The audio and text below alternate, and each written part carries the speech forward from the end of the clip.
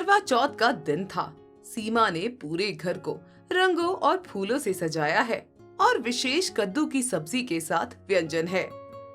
पर जब वो सजी धजी विशेष थाली लेकर आती है तब ये क्या है? हमारे घर में करवा चौथ पर ऐसा खाना नहीं बनता। तुम हमारी परंपराओं का अपमान कर रही हो। माताजी, मैंने तो बस कुछ नया करने की कोशिश की है। तुमने हमेशा अपनी मर्जी चलाने की कोशिश की है, कभी परिवार के बारे में नहीं सोचा। 6 महीने पहले एक नई दुल्हन सीमा अपने पति विकास के साथ अपने नए घर में प्रवेश करती है। आओ बेटी, आज से ये तुम्हारा भी घर है। धन्यवाद माताजी, मैं पूरी कोशिश करूंगी आपके घर को अपना बनाने की। माँ सीमा दिल्ली के प्रतिष्ठित कॉलेज में पढ़ी है और एक अच्छी कंपनी में काम भी करती थी। अच्छी बात है, लेकिन अब तुम्हारा पहला कर्तव्य इस घर को संभालना है। हमारे यहाँ औरतें काम नहीं करती। जी पापा जी, मैं समझती हूँ, लेकिन अगर आप अनुमति दे तो मैं part time work from home करना चाहती हूँ। कमरे में अचानक तनाव भर जाता है। विकास अपनी पत्नी और पिता के बीच नजरें घुमाता है। अरे भाई, नई बहू आई है, सब बातें धीरे धीरे होंगी, पहले उसे थोड़ा आराम तो करने दो। सीमा को अपने कमरे में ले जाया जाता है, जहाँ विकास की छोटी बहन निशा उसका इंतजार कर रही है। भाभी, आखिरकार आप आ गई।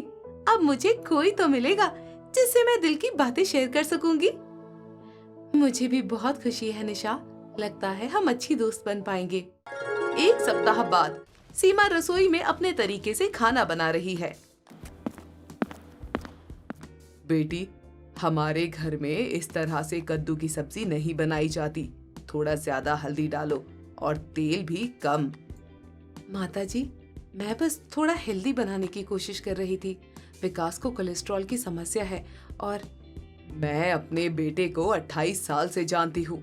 मुझे मत सिखाओ कि उसे क्या अच्छा लगता है और क्या नहीं। तुम्हें लगता है कि तुम्हारी 2 मिनट की शादी में तुम्हें सब पता चल गया? माताजी, मैं आपके अनुभव का सम्मान करती हूँ, पर डॉक्टर ने भी। बस करो ये डॉक्टर वॉक्टर की बातें। इस घर में सदियों से ऐसे ही खाना बनता आया है। विकास कमरे में प्रवेश करता है और तनाव महसूस करता है। क्या हो रहा है माँ? सब ठीक तो है ना? तुम्हारी पत्नी को लगता है कि मुझसे बेहतर जानती है इस घर के बारे में, घर में खाना कैसे बनाया जाता है। आज तक किसी ने मेरे खाने पर उंगली नहीं उठाई है और अब ये नई नवेली बहू मुझे ही सिखा रही है। विकास, मैं सिर्फ तुम्हारी सेहत का ख्याल रख रही थी। मैं इस घर की बहू हूँ, दुश्मन नहीं। माँ, सीमा का मतलब आपको नाराज करना नहीं था। ओह, तो अब तुम उसका पक्ष लेने लगे। वाह, शादी के 1 हफ्ते में ही माँ को भूल गए। आपके बेटे से प्यार करना मेरा गुनाह है, उसकी सेहत की फिक्र करना मेरा अपराध है। अरे रमा, इतना गुस्सा क्यों कर रही हो? नई बहू है, सीख जाएगी धीरे धीरे। आपको नहीं पता है माताजी, ये लड़की हमारे तरीकों को बदलना चाहती है। रमा, क्या तुम्हें याद है जब तुम इस घर में नई नई आई थी, क्या तुम्हें किसी ने मौका दिया था बदलाव लाने का? वो अलग बात थी। सीमा आंसू रोकते हुए वहां से चली जाती है। उसे थोड़ा समय दो, सब ठीक हो जाएगा। और तुम भी याद रखो, माँ कभी बुरा नहीं चाहती अपने बच्चों का। माँ, मैं आप दोनों को प्यार करता हूँ, आपको भी और सीमा को भी, पर आप दोनों के बीच में फंसकर मैं टूट रहा हूँ। 2 हफ्ते बाद सीमा अपने लैपटॉप पर काम कर रही है जब राजेंद्र कमरे में प्रवेश करते हैं। मैंने तुमसे पहले ही कहा था कि इस घर में औरतें नौकरी नहीं करती, फिर भी ये क्या हो रहा है? पापा जी, ये सिर्फ पार्ट टाइम है, मैं सारे घरेलू काम भी कर रही हूँ। अरे, हमारी परिवार की इज्जत है, लोग क्या कहेंगे कि हमारी बहू काम करती है, क्या हम उसे खिला नहीं सकते? विकास दरवाजे पर खड़ा सब सुन रहा है। वो अंदर आता है। पिताजी, आज का जमाना बदल गया है। सीमा पढ़ी लिखी है, उसे अपने हुनर का इस्तेमाल करने दीजिए। देखो, लड़की आई और हमारा बेटा हमारे ही खिलाफ हो गया। यही सिखाया था हमने तुम्हें। मैं इस घर में सिर्फ समस्या लेकर आई हूँ। शायद मुझे अपने मायके वापस चले जाना चाहिए। तभी निशा कमरे में आती है। भाई, भाभी किधर जा रही हैं? क्या हुआ? कुछ नहीं निशा, बस थोड़ी घरेलू बातें हैं। सीमा अपने कमरे में जाकर रोने लगती है। उसी शाम दादी माँ उसके कमरे में आती है। बेटा, हर घर में ऐसी परेशानियां होती है, थोड़ा वक्त दो, सब ठीक हो जाएगा। लेकिन याद रखो, यहाँ से भागना समाधान नहीं है।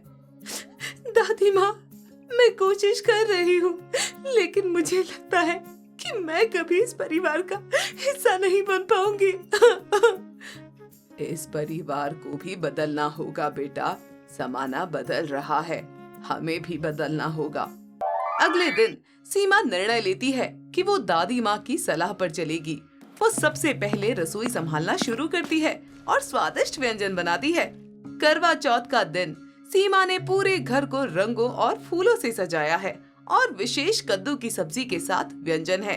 पर जब वो सजी धजी थाली लेकर आती है, तब ये क्या है? हमारे घर में करवा चौथ पर ऐसा खाना नहीं बनता। तुम हमारी परंपराओं का अपमान कर रही हो। माताजी, मैंने तो बस कुछ नया करने की कोशिश की है। तुमने हमेशा अपनी मर्जी से चलने की कोशिश की है, कभी परिवार के बारे में नहीं सोचा। ये सुनकर सीमा की आंखों में आंसू आ जाते हैं। वो थाली वहीं छोड़कर रोती हुई अपने कमरे में जाने लगती है, लेकिन दादी माँ उसे रोक लेती है। बस करो, आज तक मैंने कुछ नहीं कहा, लेकिन अब बर्दाश्त नहीं होता। अरे क्या हो गया है तुम लोगों को? एक बेटी जो अपना सब कुछ छोड़कर इस घर में आई है, उसे इतना दुख दे रहे हो। आप लोगों ने मुझे कभी अपना नहीं समझा। मैंने दिल से कोशिश की, मैं अब और नहीं कर सकती हूँ इस घर में। बेटी, तूने इस घर को जिंदगी दी है, तू नहीं जाएगी कहीं। चारों तरफ सन्नाटा छा जाता है। बस करो सब लोग, आज तक मैंने कुछ नहीं कहा क्योंकि मैं आप सबों का सम्मान करता हूं, लेकिन ये मेरी पत्नी है और मैं इसे दुखी नहीं देख सकता। अगर सीमा इस घर में नहीं रह सकती तो मैं भी नहीं रहूंगा। कमरे में सन्नाटा छा जाता है। रमा और राजेंद्र स्तब्ध रह जाते हैं। सभी की आंखों में आंसू है। तभी दादी माँ फिर से बोलती है, जानते हो, जब मैं इस घर में आई थी तब मेरे साथ भी ऐसा ही व्यवहार हुआ था।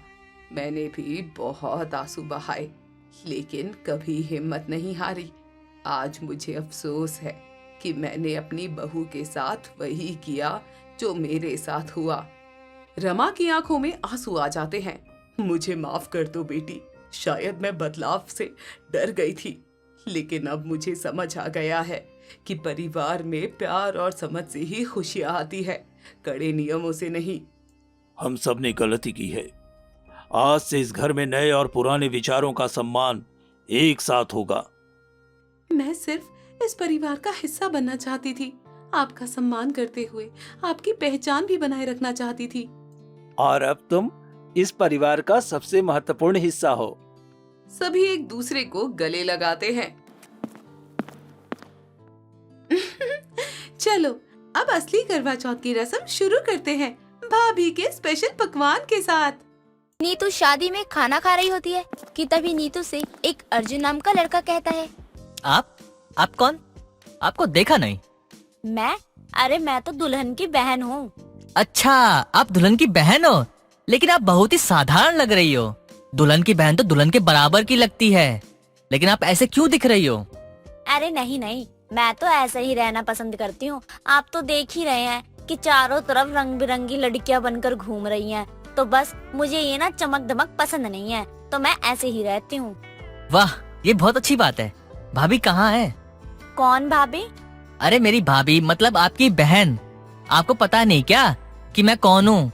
माफ करना, वो यहाँ इतने लोग आ रहे हैं ना, तो मैं बार बार भूल जा रही हूँ। आप बता दीजिए कि आप कौन है, मैं अच्छे से याद कर लूंगी। अरे मैं दूल्हे का भाई हूँ। जब रिश्ता तय हो रहा था तब मैं यहाँ था ही नहीं, मैं शहर में था, लेकिन मैंने कहा था कि मैं शादी मिस नहीं करूँगा। ये तो बहुत ही अच्छी बात है। ये मैं कहाँ फंस गई।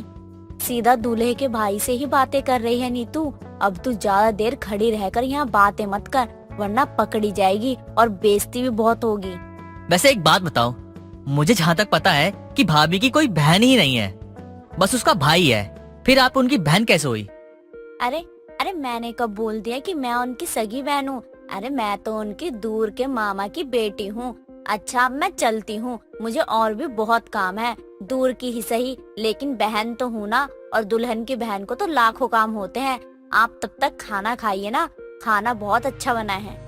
अच्छा क्यों नहीं बनेगा, आखिर कैटरिंग मैंने ही तो की है। ओ सॉरी, अब ये मत बोलना कि आपको नहीं पता था कि कैटरिंग किसने की है। देखिए मुझे ये भी नहीं पता था, और ये सब मैं पता भी कम ही रखती हूँ। मैं पढ़ाई करती हूँ इसलिए ज्यादा किसी से बात नहीं करती, और ना ही फालतू की बातें करती हूँ। आप भी मत ही कीजिए।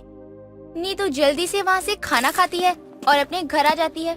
नीतू को पसीने में देखकर उसकी सास सुधा कहती है, क्या हुआ महारानी, अब कहाँ से धक्के खाकर आ रही है? माँ जी आज तो सच में धक्के ही मिलते खाने को, बहुत बुरा फंसी थी मैं, बड़ी मुश्किल से वहाँ से बचकर आई हूँ। अरे जब तुझे पता है कि ऐसा सब होगा ही, ऐसी जगह पर जाती ही क्यों है फिर? हमारी भी बदनामी करा रखे पूरे मोहल्ले में। बेगानी शादी का खाना क्या तेरे शरीर को ज्यादा ही लगता है? माँ जी खाना तो अच्छा लगता है, और अच्छा खाना तो वैसे भी हमारे शरीर में ज्यादा ही लगेगा ना। और आज तो जो चाप बने थे शादी में, सच में खाकर मजा ही आ गया माँ जी। मैं तो कहती हूँ कि आपको भी चलना चाहिए था। हे भगवान, कैसी बहू है तू।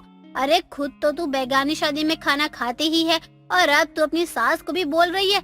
लोगों से तो तू खुद मार खाएगी, और अब क्या चाहते है कि मैं भी ऐसे सड़कों पर भागूं? माँ जी आप भी ना खामा खा ही डरती रहती हो।